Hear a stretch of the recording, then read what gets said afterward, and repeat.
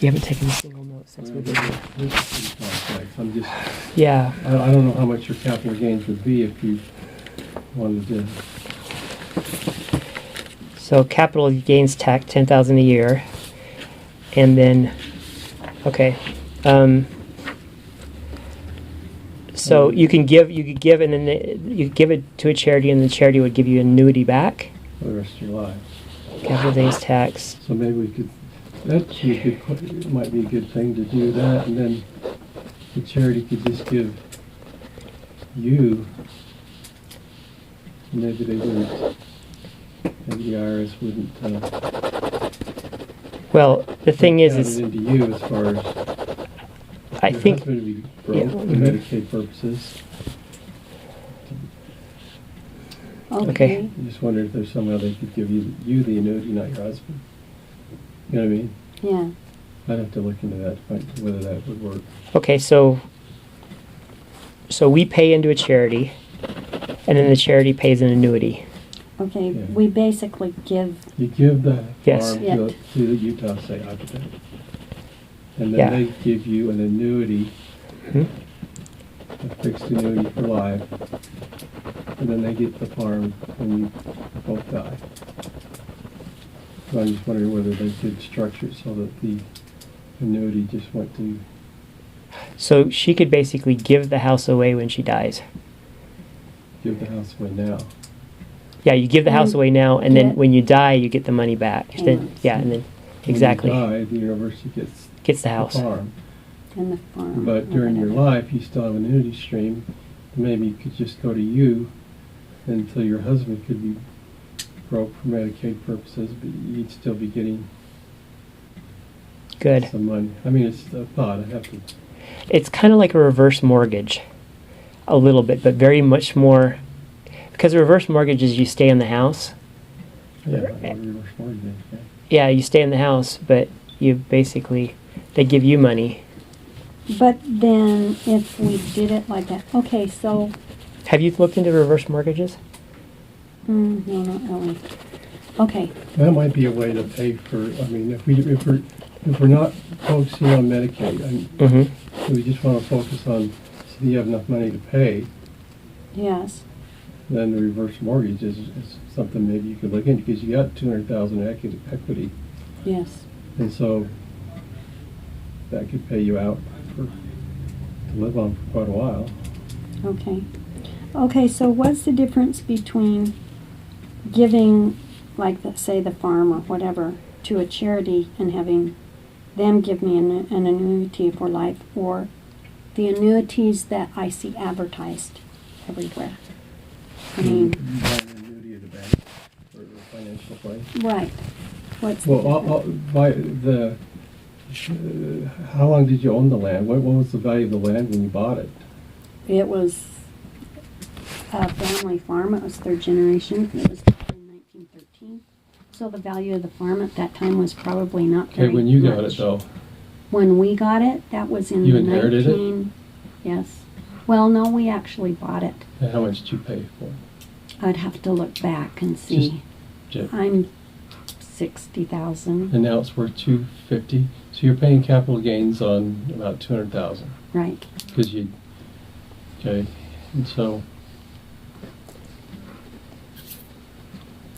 you're not in a very high. You're probably in the 15% income tax bracket. So it's what's 15% of 200,000. yeah.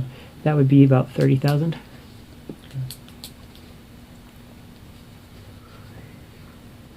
So you're saying that 30,000 would be the taxes when you sold it?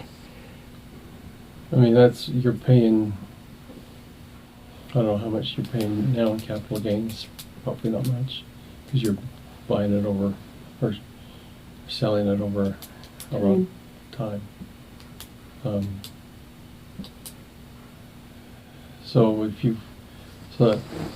appreciated property, I mean, that's how come charities can benefit from it, because you avoid paying the 30,000. And you still home over your life. And then they get the assets. Live a long time. It's better for you if you die early than the university wins. It's just kind of like with life insurance. Right. You know, I mean, they have an actuarial table that they determine how much they're gonna. So if you want to save that 30,000, but the question is if you went that route, would they give just you the annuity, or give it to? I mean, back in, I mean, if the goal is to get to Medicaid, then they probably could give that annuity to your kids or whoever, or you know what I mean. Then they could give you money to live on or something. I've lost that last part. If our goal is to become eligible for Medicaid, then maybe wherever you give the farm to through a charitable trust. Oh, so you give the farm to one of the children through a charitable trust. You know, you give it to the university Mm-hmm. or some charitable who's willing to strike up an annuity deal. Okay. Okay. So you basically shop around for the best annuity deal. But your question, annuity, is just like you would take the money and you would buy. All annuity is you buy into like a mutual fund. You buy into a mutual fund, or you buy something and they give you a fixed amount every month in return. Okay. That's what annuity does. So if you So a lot of times people like who work for a university have the option to get an annuity for life or take a lump sum for their retirement. Mm-hmm. what exactly is a They give you mutual that fund? option or not when you retire. What's a mutual fund exactly? How does that work? A mutual fund is just the stock. Stock is a whole bunch of different stocks you buy. A lot of Okay. times people have their IRAs and mutual funds and things. It just means that your money is invested in several different companies, not just one. So there's more safety. Yeah. Yeah, and so an annuity is like that, similar? An annuity you buy, it just gives you money back every month. Okay. You put all your money into an annuity. The easiest thing to probably do, it seems to me like, is maybe reverse mortgage. I mean, as far as paperwork, it's just on the house. So That would give you a cash flow to pay for the retirement home. Yeah. So, would that protect the house? Well, you're basically selling the house, what you're doing Yeah. over time. What would be the difference, though, between, if Medicaid is going to take the value out of my house to pay for the facility, the nursing home, should it come to that, what would be the difference in a reverse mortgage and Medicaid taking my money out? It'd be pretty much sixes then, right? Yeah, but he has to qualify for Medicaid for that to occur. So they would take everything else, right? The nursing home would take everything else, all of the assets. And at least if in a reverse mortgage, then Have more income. you would be a little more in control of your money. You'd be able to say, okay, well, I'm having a reverse mortgage, so I give you this for the nursing home, but I still have this, and this. Okay. So you wouldn't even need to get on Medicaid if you had a reverse mortgage. You could just use that income and basically you'd sell the house when you're dead. When you're dead, basically the house would go It to would somebody. be gone. It would be gone, along with you. So as long as you live till 100, that's a great deal. You know, if you live to 90, and that way all the kids will make sure that that you're well taken care of because they don't want to lose the house. So, because We're going to have a loan on it, though. We have a mortgage. What's that? I mean, right now you only owe 50,000 on the home. You could get a loan too. Yeah. Well, I'm just saying, a reverse mortgage, you're basically using that 200,000 equity that you have, Yeah. and pay, instead of getting equity, you're using the equity in the home to pay for the retirement home. That's what you're doing. Yeah. Yeah. Or she could even get a second mortgage. What I'm saying, but then the kids aren't really going to inherit anything. They're going to get a Exactly. home that has a mortgage on it.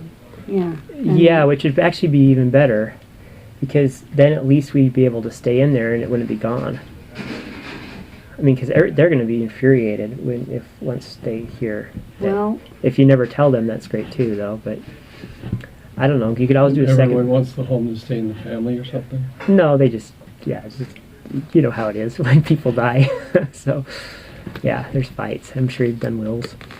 So I don't know.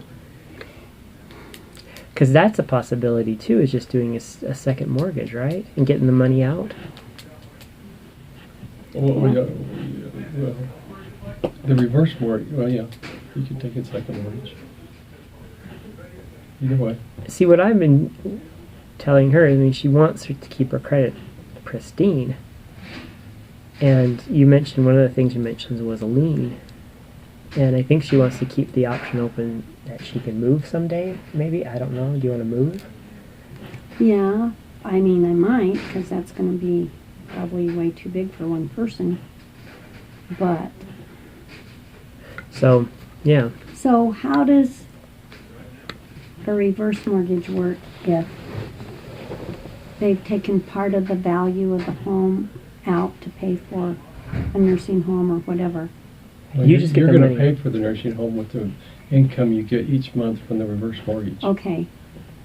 So if I had still had some value in the home and decided to sell it, then it'd be kind of like having a second mortgage, wouldn't it? No, well, reverse mortgage, could you break it at all? I mean, like, if you decide down the road that you don't want the reverse mortgage anymore, it's pretty much there, right? You have to start paying it back.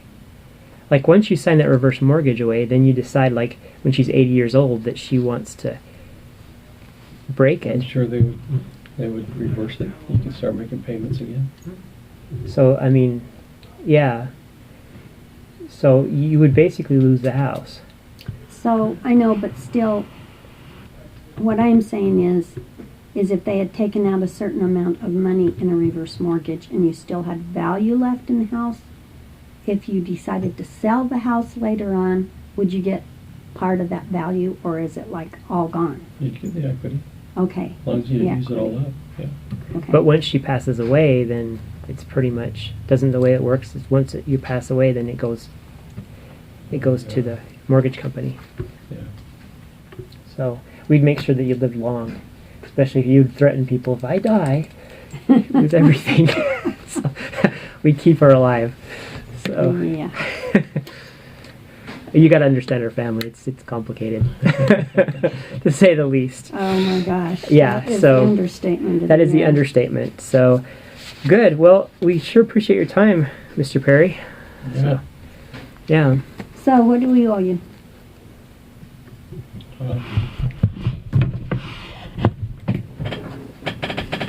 Say $150.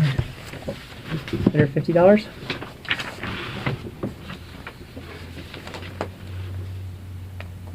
Could we do 100 a day?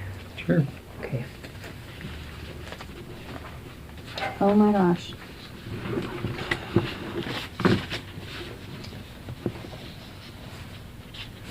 You could use that one, right? No, I can't, because I just closed out that account in Idaho. Okay. Oh, this is very embarrassing. Okay, I just had my last check. Can I run it by just this afternoon for you? I'm so sorry. No problem. I will definitely run it by. I have other errands to do. You could also pay by credit card if you'd like. Sure, go and do that. So, I can do that. Yeah, would that work for you? Either Credit way's card fine. thing? I mean, Okay. appreciate it, Mr. Perry. you bet. Yeah.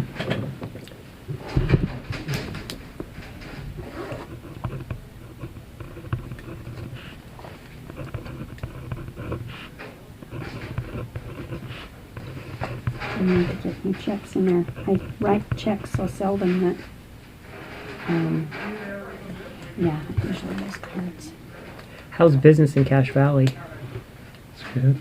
What's that? Fine. I'm an attorney myself, so How are you? yeah, I'm licensed in DC. Oh, So, so like, you gonna practice law here then? it depends. So, What's your zip code? 84335. Okay.